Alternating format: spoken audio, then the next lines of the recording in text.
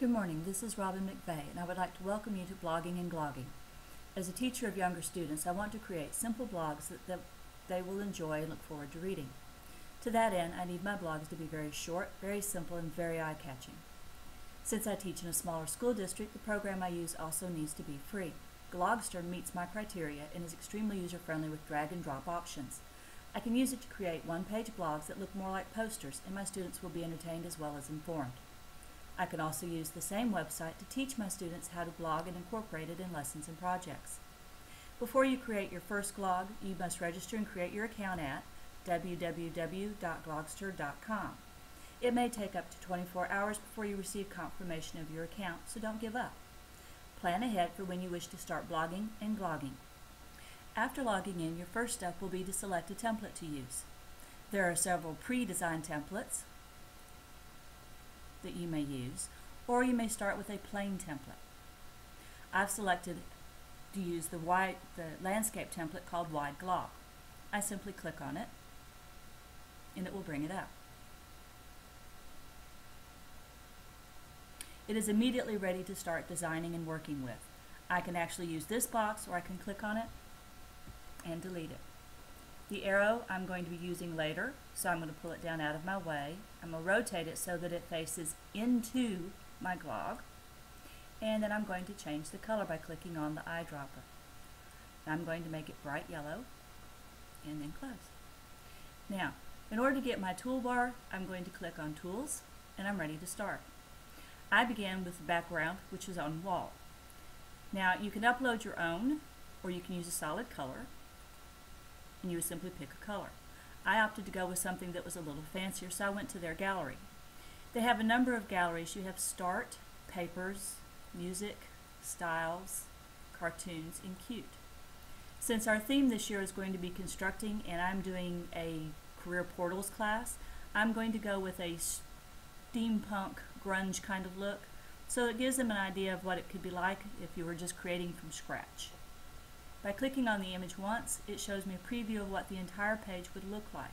You will note that there are some images that when you click on them would not do so good in landscape form, so be careful what you select. Click on Use It, and my background is there.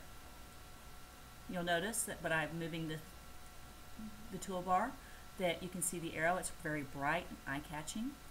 So I'll move this back up here. The next thing I did was looked at the images. Well, this would be for photographs. You can add images yourself from Facebook, Flickr, Picasso. You could actually use them from Google. I didn't have any images I wanted to use on my first one, so I went on to graphics. You will notice that there is a large variety of graphics that you can select from, including some animated graphics like this arrow. Again, it shows you what it looks like here. It does not, however, show you the animation. Now I can drag and drop it, or I could have gone with Use It. Either one would work. I click on it, I'm going to drag it down. Again, the color is not very bright, so I'm going to go to the center here for white and make it stand out. I'm also going to want to put it on top of whatever I'm doing, so I'm going to go ahead and select its position now. Back to the toolbar, I'm going to look at cartoons. I'm doing career portals, which is directional, so I want a compass. So I drag and drop my compass, I click on it, and we'll make it bigger. And you'll notice that when I come back over here to the arrow, it lets me click on it. I'm going to move that arrow out of my way a bit.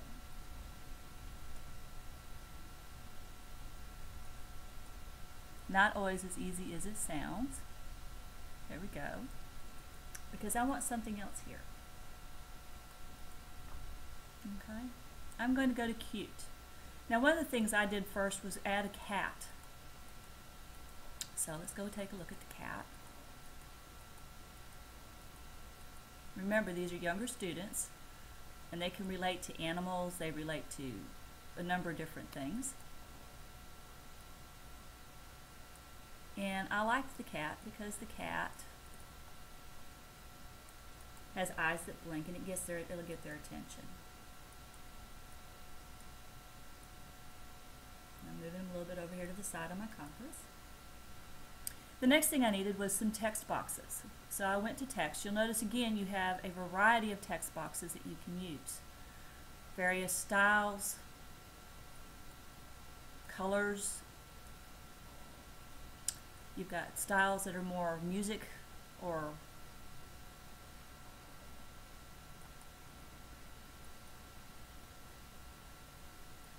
papers. And I like using tags. So I'm going to click on this one and use it. Close this for the moment. Move this up here. And I'm going to go ahead and rotate it a bit and make it a little bit bigger. Remember my arrow here. And I want that on top. Okay, so double click here and highlight your text. I'm going to change my font and I'm ready to type.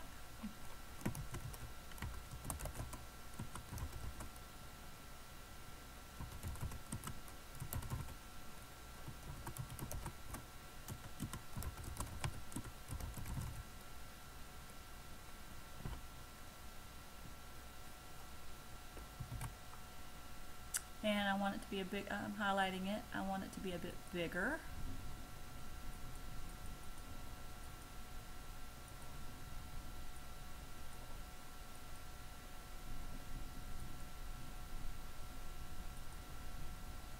And 48 is a little bit too big, so we'll go back to 36. And you'll notice that it even gives me a slide bar that I can use after I finish my thing. Or I can just simply make it bigger and change it back to 28. Okay. That seems kind of plain, doesn't it? So let's fix this real quick.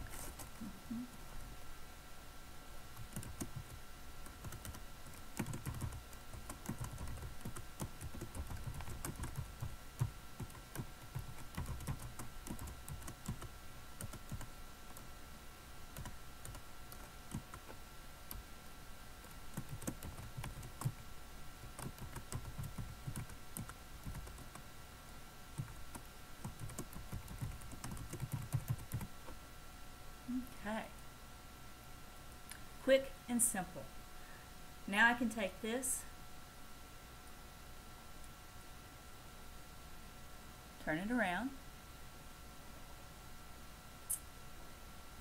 up and down. I'm going to put it more pointing to the cat because I want to direct their attention to the cat. And I'm going to add another text box. Okay.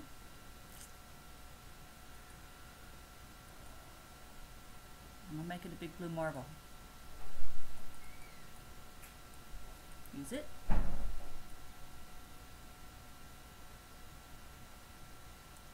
And I want it behind the mouse. And again, I'm changing my font. Follow me to the future. Let's say follow me and Mrs. Creed to the future. That simple, I have created a glogging page. Now I'm going to save it. Wide Glog by Creed. I'm going to leave it at that name for right now. I'm going to save.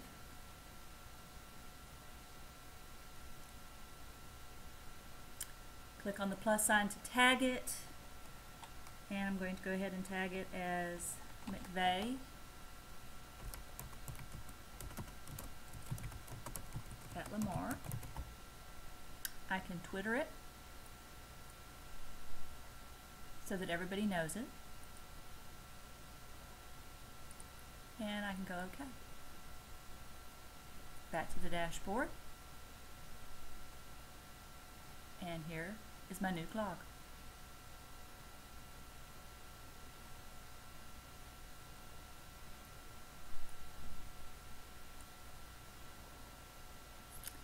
That easy, that quick.